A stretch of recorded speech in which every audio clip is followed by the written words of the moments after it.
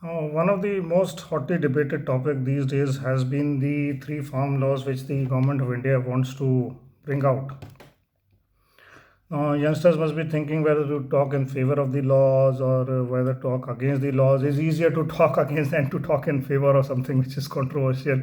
It's easier to talk against and get carried away and start talking against it. You know, it is anti-poor, it is against the farmers' interest. All these things you can keep debating, but then my view is that until unless you implement them, you will not know whether they are in favor or they are against. Just by sitting and debating, sometime may not bring out the results. You can keep debating because everything has a pros, everything has got cons. So you can keep debating that.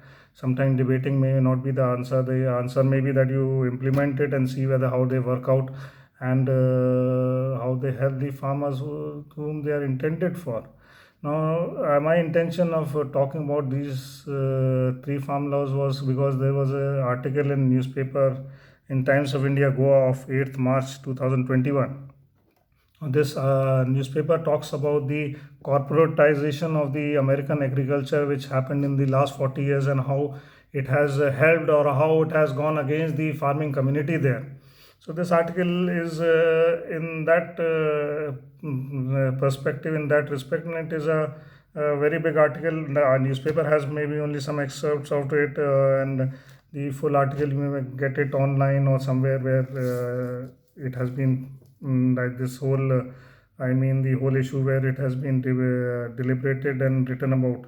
For this, I'll read only the headlines of this article. It says 40 years ago the US threw open farming to the corporate sector, something, and in between some news part of the newspaper is missing because my cat has eaten away this newspaper. It was lying outside and my cat thought it is nice to eat in the center and she has eaten away.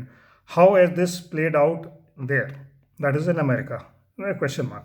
Los Angeles based IITN Ved Bartad Payne, an ex NASA scientist and national award winning filmmaker, set out on a 10,000-kilometer journey across rural America to document the story of their farmers.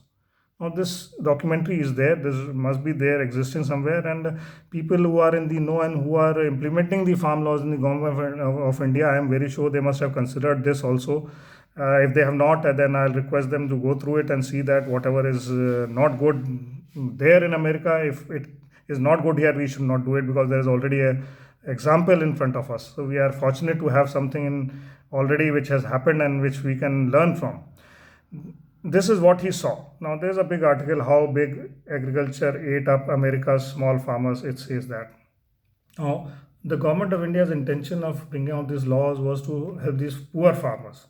But this article, with respect to America, says the big agriculture ate up the poor farmer. Now, this should not happen in India because the poor farmers are more than 80%, 90%, and the rich farmers who are protesting are not that majority in India. They are the controllers because they control the wealth. Now, this article also says about certain small things. I'll read out that two out of three farms that operated at the time of World War II in US no longer exist, as the number of farms shrank from 6 million then to 2 million today, even as US farm output has tripled since about 1945. See, the number of farms have come down, but the agriculture output has tripled. Now it says 90%, 91% decline in number of farmers since 1950. When there were 23 million of them in US, today it is less than 2 million. Average size of US farm has gone from about 150 acres to 450 acres today. Less than 1% of US GDP now comes from farming, down from 8% in 1930s and from roughly 70% of the labor force in the mid 1800s. Agriculture's share in employment has fallen to about 2% now.